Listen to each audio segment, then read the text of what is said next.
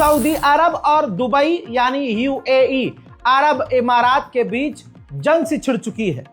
इसमें 1000% सिर्फ यूएई की गलती है, दुबई की गलती है।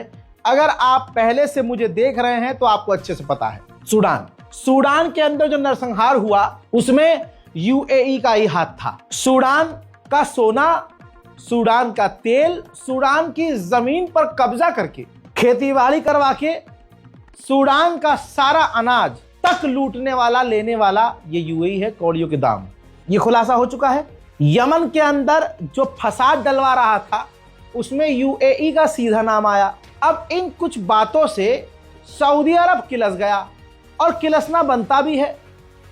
मान लो अगर आपको सऊदी जैसा पावरफुल बनना है तो भाई इसका मतलब ये थोड़ी ना है कि तुम नरसंहार करवाना शुरू कर दो, आड़े तड़े काम।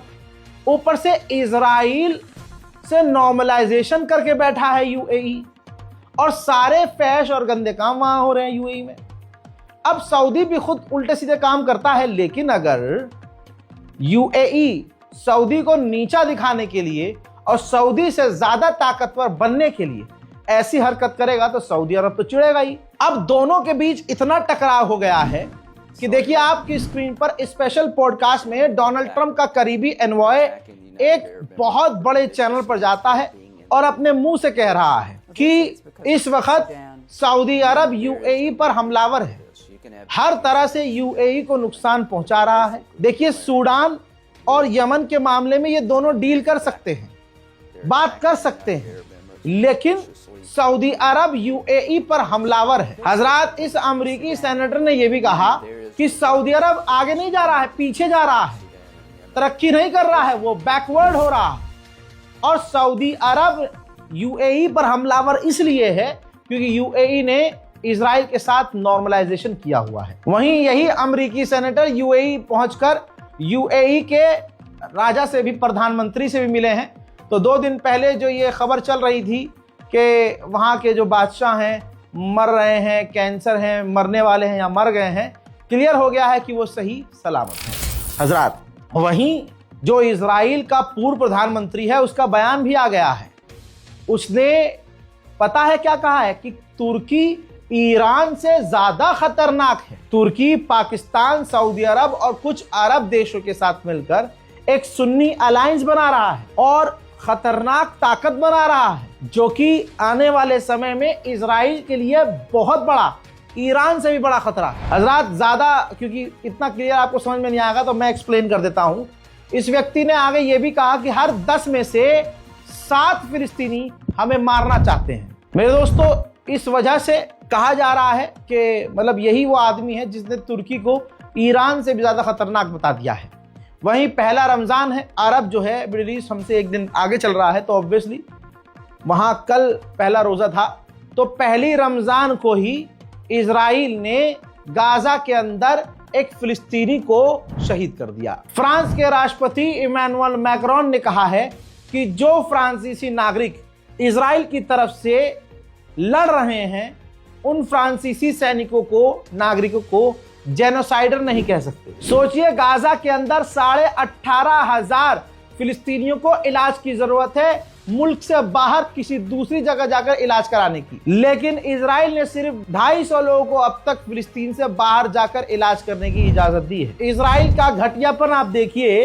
इजराइल, ऑस्ट्रेलिया और दूसरे देशों में कैंपेन चला रहा है गाजा की जमीन की, ताकि वेस्टर्न देश, ऑस्ट्रेलिया के लोग गाजा के अंदर पैसा इन्वेस्ट करें और वहां जमीन और मकान खरीदे। गाजा के अंदर जो विदेशी डॉक्टर हैं, अमेरिका, जर्मनी, फ्रांस, ब्रिटेन के, जो वहां पहुंचकर गाजा में इलाज कर रहे थे, जब वो अमेरिकी और बर्तानिया के डॉक्टर्स, विदेशी डॉक्टर्स कुछ समय ब्रेक के लिए अपने अपने मुल्क जैसे अमेरिका वापस गए, तो अमेरिकन डॉक्टर्स ने अपने मुल्क में मीडिया को बताया कि इजराइल गाजा के अंदर क्या क्या कर रहा है। इजराइल एक्सपोज हो गया। अब वही सारे डॉक्टर्स जब ब्रेक के बाद गाजा और फिलिस्तीन आना चाह रहे हैं तो अब इजराइल उन्हें आने नहीं दे रहा है। ध्यान देने वाली बात यह है कि रमजान का एक दिन निकल चुका है अरब के हिसाब से, लेकिन बैतुल मुकद्दस पर कोई मुस्लिम अरब देश नहीं बोला है। यहां तक कि अल्लाह अकबर, बैतुल मुकद्दस के अंदर यहूदी जाकर नाच रहे हैं और आपका पसंदीदा मोहम्मद बिन सलमान के मुंह से एक जुमला भी नहीं निकल रहा।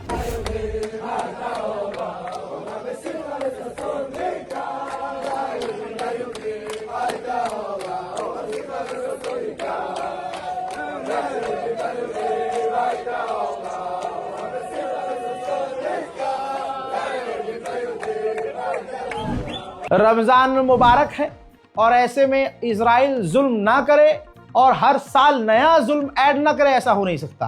पाबंदियां होने के बावजूद इजराइल बैतुल मुकद्दस में हर साल 1 लाख फिलिस्तीनियों को जाने देता था। इस बार 1 लाख छोड़िए, सिर्फ 10,000 फिलिस्तीनियों को इजाजत मिलेगी बैतुल मुकद्दस में जाने की। तो दोस्तों आप समझ सकते हैं, और यह ज्यादा तकलीफ दे है कि तमाम अरब खामोश है इस तमाम मामले पर। यूएन एजेंसी ने कहा है कि 90% गाजा के लोग बीमार, बुरी कंडीशन में हैं, बहुत ही बुरे हालात में, और गाजा के अंदर इतना कूड़ा, इतना मलबा है कि उसे साफ करने में 7 साल लगेंगे। वहीं व्हाइट हाउस तैयारी कर रहा है कि गाजा के अंदर उनको पुलिस वाला बनाया जाएगा जो हमास के खिलाफ इजराइल से हाथ मिलाकर फिलिस्तीनी ग्रुप अमेरिका और इजराइल की मदद कर रहे हैं।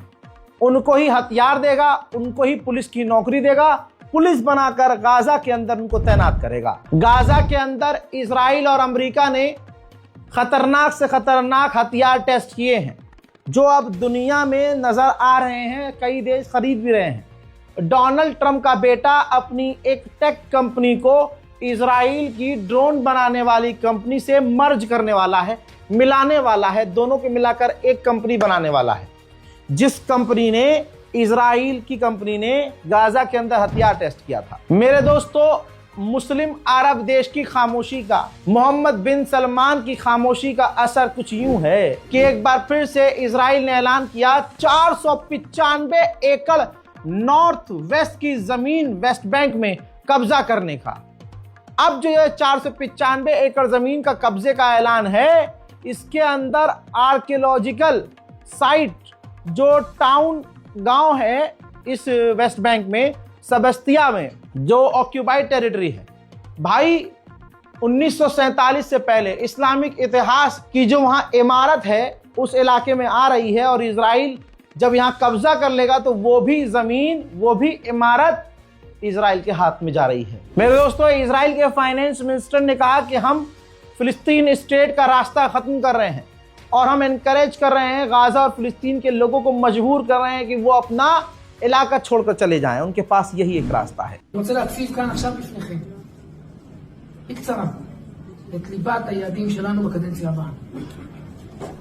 קודם כל, כפי שאמרתי קודם, להשלים את המהפכה, לחסל את רעיון מדינת הטרור הערבית, לבטל סוף סוף רשמית ומעשית את הסכמי אוסלו הארורים, ולעלות על נתיב ריבונות תוך עידוד הבנייה גם בעזה וגם ביהודה ושומרון. אין פתרון אחר לטווח ארוך. אני אומר את זה בצורה חד-משמעית. אנחנו אמרנו, हजरात, इथोपिया सोमालिया लैंड को मान्यता दे सकता है। यह बात जब तुर्की ने देखी तो तुर्की के राष्ट्रपति रजब तैयब एर्दोगान इथोपिया पहुंच गए और इथोपिया को समझाया कि सोमालिया लैंड को मान्यता मत देना, जिसके बाद सोमालिया लैंड भड़क गया और ये देखिए नोटिस जारी कर दिया और तुर्की के राष्ट्रपति की निंदा की और कहा कि हमारे मामले में ये जो टांग अड़ा रहे हैं ये सरासर गलत है, जो हमें मान्यता देना चाहता है वो हमें दे सकता है, हमारे मामलों में ये हरकत ना करें। अब खबर ये है कि इजराइल का राष्ट्रपति खुद अब इथोपिया जाने वाला है और कहा जा रहा है कि अब इजराइल इथोपिया पर प्रेशर बनाएगा और इथोपिया 50% पहले से ही इजराइल के आगे झुका हुआ है। कहा जा रहा है कि इथोपिया भी अब मान्यता सोमालिया लैंड को दे देगा। सबसे पहले मान्यता सोमालिया लैंड को इजराइल ने दी, अब इजराइल सोमालिया लैंड को मान्यता अलग अलग देशों से दिलवाने का काम करेगा। दोस्तों, एप्स्टीन तो आपने सुना होगा और एप्स्टीन फाइल भी सुनी होगी। रिपोर्ट यह है कि जो एप्स्टीन व्यक्ति था यह कतर की गवर्नमेंट को मजबूर कर रहा था कि इजराइल को मान्यता दे दो। समझ में आया? यह एप्स्टीन भी यहूदी था और इजराइल की ही नीति, क्योंकि ये इजराइल शैतान को मानते हैं। ये पीछे से इनको तो जो चाहते थे वो मिला नहीं, तो इन्होंने शैतान को ही अपना सब कुछ बनाया। शैतान को रूह बेची। भाई एप्स्टीन के खुलासे के बाद हैवान भी शर्मा रहा है। और ये निकले कहां के? एप्स्टीन निकला किसका? इजराइल का। एप्स्टीन को ट्रेनिंग देने वाला कौन? मोसाद। दुनिया का सबसे गलीज तरीन इंसान इजराइल का निकला। दुनिया का सबसे बड़ा क्रिमिनल यहूदी निकला। और लीजिए, और भारत का एक खास समुदाय इजराइल के सपोर्ट में रहता है क्योंकि इनका किरदार और उसका किरदार सेम है। हजरात मोहतरम, 100 अलग अलग देशों ने, बड़ी अपडेट आ रही है, वेस्ट बैंक पर इजराइल ने जो कब्जे का ऐलान किया है, तो 100 अलग अलग देशों ने इजराइल के इस कब्जे की निंदा की है, जिसमें Afghanistan, Algeria, Andorra, Australia, Austria, Bahrain, Bangladesh, Belarus, Belgium, Bosnia, Brazil, Brunei, Burkina Faso, Canada, Chad, Chile, China, Colombia, Cuba, Cyprus, North Korea, Denmark, Djibouti, Dominic Republic, Egypt, Salvador, Estonia, Finland, France, Germany, Greece, जी हाँ Germany भी है, Greece, Guyana, Island, India, जी हाँ India.